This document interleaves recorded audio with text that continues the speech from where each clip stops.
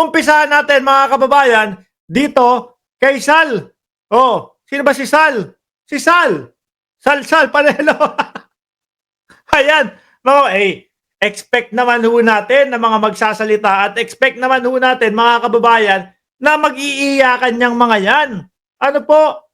Mag-iiyakan yung mga kapanalig ng ating Vice Presidente. Mga boss, bakit? Syempre, di ba?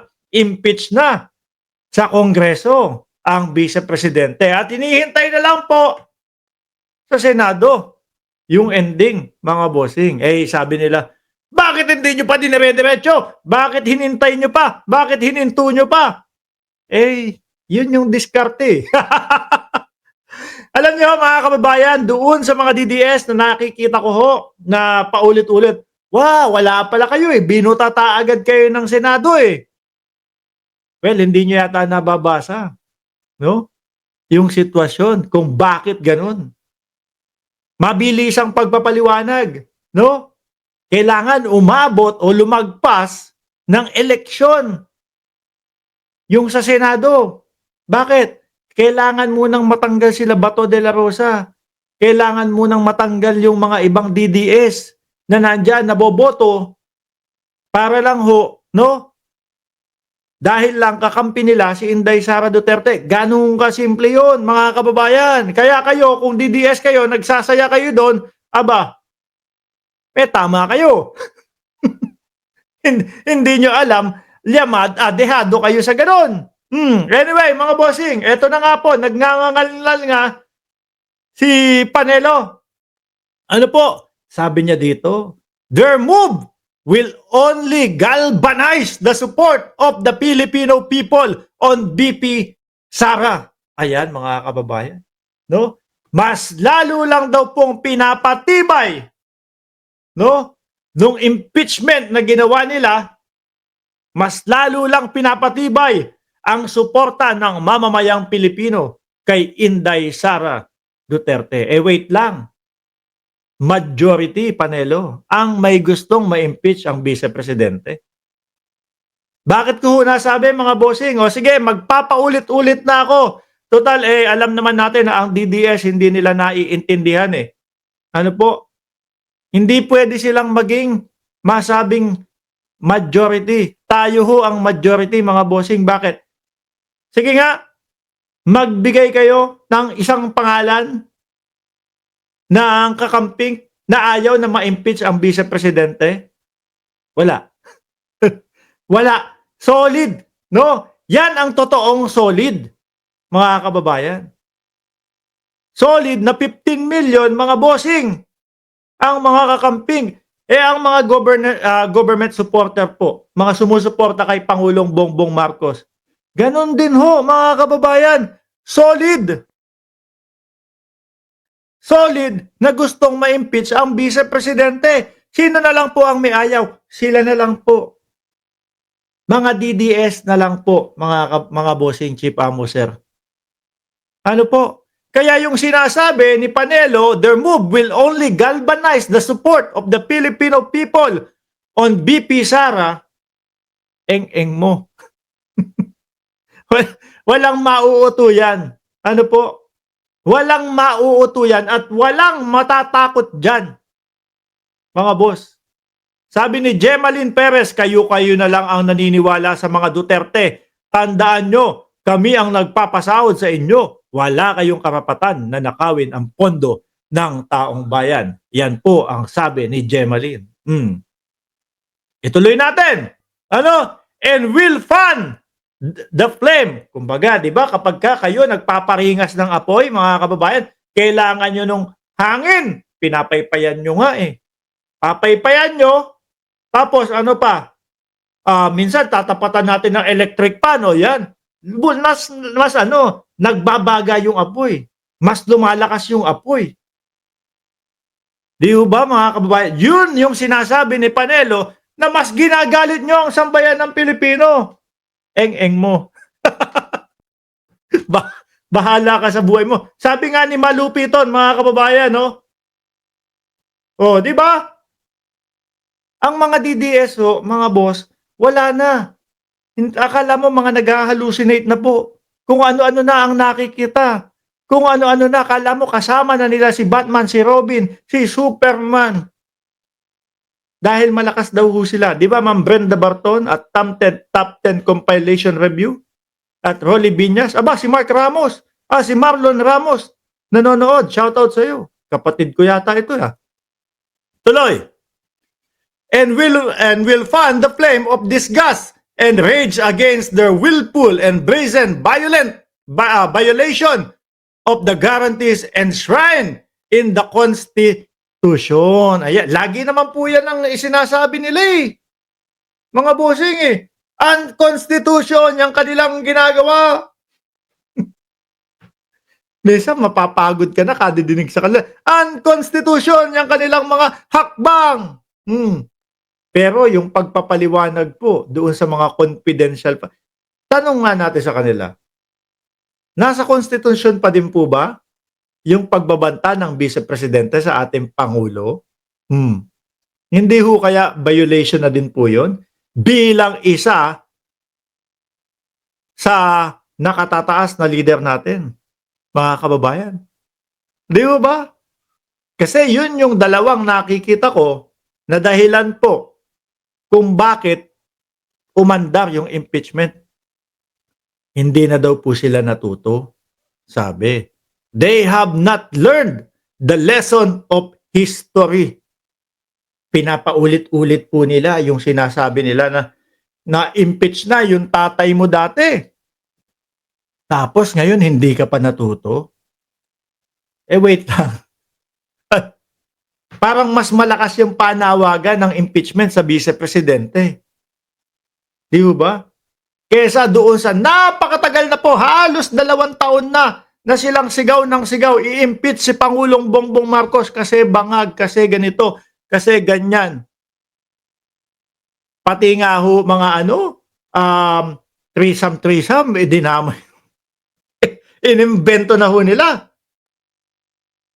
Yung USB po na sinasabi nila, pagkatapos nilang ilabas yung pulburon video na sinasabi nila, mga bossing, sinundan naman nila ng USB. Amoy kepyas na ho siguro yun. Sa sobrang tagal na ilabas, mga kababayan. Ano ho? Sa tingin nyo po, sa nangyayari at sa nakikita ng sambayan ng Pilipino, kaya nyong ipa-impeach ang presidente? Ang vice, napakadali. Ito na nga, At ikinatutuwa pa ng mga DDS, mga kababayan, dahil daw po, June 2 pa daw po kasi, magre-resume ang Senado. Hindi nila alam. Mas pabor sa atin yun. Mas pabor doon sa mga sumisigaw ng impeachment yun. Dahil nga po, pagtapos ng eleksyon at nakikita naman po natin yung mga posisyon nung mga Bato de la Rosa o nung iba pa nilang mga kasamahan. Alam naman natin na maliligwak. Di ba mga DDS? Tapos sigaw kayo, masaya pa kayo doon Dapat nga pinupush nyo na to Ngayon na! Bakit pa pinatagal ng Senado? Dapat nga ganun ang sigaw nyo Hindi nyo talaga naiintindihan, hindi nyo na-analyze yung sitwasyon at galaw. Dapat sinasabi nyo, ngayon na, hanggat nandiyan si Bato de la Rosa, hanggat nandiyan si Bungo, hanggat nandiyan si Tolentino, hanggat nandiyan yung ibang mga DDS na handang bumoto, wag ma-impeach ang Vice Presidente kasi kakampi nila. Wala ho.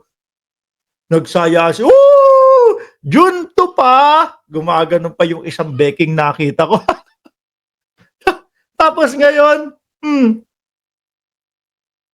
sabi ni Erwin Martelan, tama lang pala na iginagahan nila kasi sila din pala sisira sa Hansi nila. Ano yun? Hindi ko naintindihan doon banda. Yung sa Kongreso, kailangan talaga na bago eto naipaliwanag ko na to kahapon Ipapaliwanag ko lang ulit. Si Rocansaki, Ma'am Brenda Barton, at si Purificacion Roque, Erwin Martillan. Sa Kongreso, kailangan yan as in ngayon na. Di ba, Ma'am Etelyn Solis? Kailangan ngayon na, agad-agad. Bakit? Pag lumagpas ang eleksyon, bawas yung boto ng Dan Fernandez kasi gobernador na yung tinatakbo nun. Sino pa? Si Paduano, bawas yung boto nun sa impeachment kasi hindi natatakbo, hindi na magre-re-elect. At yung iba pa, baka posible na matalo pa yung iba. Di ba? Kaya ngayon na yun sa Kongreso. Papalitan lahat yun no? Noong mga mananalo. Kung may mga sinwerte na manalo ulit, good. At nakikita naman natin, madami pa din. Pero nanigurado na ang Kongreso. Panels. Yung sa Senado naman, kailangan lumagpas ang eleksyon upang sa ganun, yung mga boboto para sa impeachment, boboto sila dahil po pinag-aralan ng maigi yung investigasyon at yung mga ebidensya. Okay. Di ba, mga kababayan? Sabi ni Mario Baldonado, PBBM strategy ang nangyayari para sa adjourn ng Senado dahil after midterm election, tigok ang mga Duterte senators at tuloy-tuloy na ang impeachment ni Inday Sara Duterte. Nagulat ako. Yung mga vlogger nila, woo, masaya nung nagsalita si yung isang senador. Si Villanueva. Hindi nila alam. Delegates lalo sila doon, mga bossing. Tuloy natin. They have not learned the lesson of history. Yan, malabo po yan, no? Na ang ating presidente may impeach, mga bossing. Dahil po nakikita ng sambayan ng Pilipino, biruin mo nga, pati yung mga kakamping, napasuporta nila. Kasi nakikita na tama yung ginagawa ng ating Pangulo. Di ba, Shiro Kansaki, sabi, eksakto lang ang timing, adjourn yung Senado para umabot sa 20th Congress. Tuloy, she will face the impeachment smilingly, courageously, and competently. Kaso, Panels, hindi yan yung nakita namin dati, Panels. Ano po?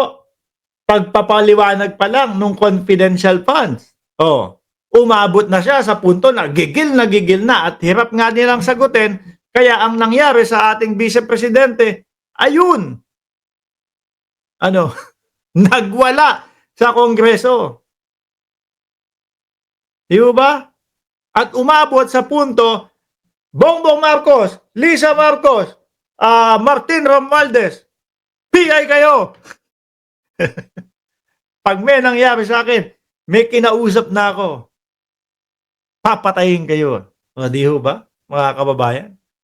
Ewan ko lang. Kaya nga kahapon nung nakita ko yung impeachment, sabi ko doon sa comment ko, mukhang may magbabanta na naman sa kanilang press conference. Di ba? Panis na si Panels, sabi ni Ma'am Etheline Solis. Sabi ni Margarita Gomez, BP Sara, karma yan. Ama mo kasi ang nauna, ginawa nyo kay BP Lenny, ayan, bumalik sa inyo. Lahat ng DDS, wag na wag nating iboto. Lahat ng senators nila ay wag iboto. So sa tingin nyo po, yung mga pinapakalat ng mga DDS na, eto po yung mga listahan ng bumoto doon sa impeachment ni Vice Presidente. Kaya alam nyo na, may pagganun pa ho sila. Alam nyo na eto yung mga bumoto sa impeachment. Sa tingin ninyo, dahil pinakita nyo yun, mababawasan yung kanilang boto? Baka nga sasabihin ako, matapang pala tong congressman natin. Kasi kasama siya doon sa bumoto, no? Sa impeachment ng Vice Presidente kasi ayaw ipakita o ayaw ipaalam kung saan nagastos yung mga pera o yung kaban ng bayan sa pamamagitan ng confidential funds. Mas lalakas pa yan. Di ba? So eto, lahat ng sinabi ni Sal Panels, mga kababayan, kabaliktaran ho ng nakikita natin sa Vice Presidente. Kabaliktaran po yung nangyayari sa mga DDS. Palakas. Yung EDSA nyo nga, Dating Pangulong Duterte na ang nagsusumigaw nun. Oh, wala pa din, hindi pa din pumupunta yung mga gusto niyong ipatawag o yung mga DDS. Baka kailangan pamasahe. Baka hindi niyo kasi binibigyan ng pamasahe. 'Di ho ba, mga bossing? Nasaan tayo?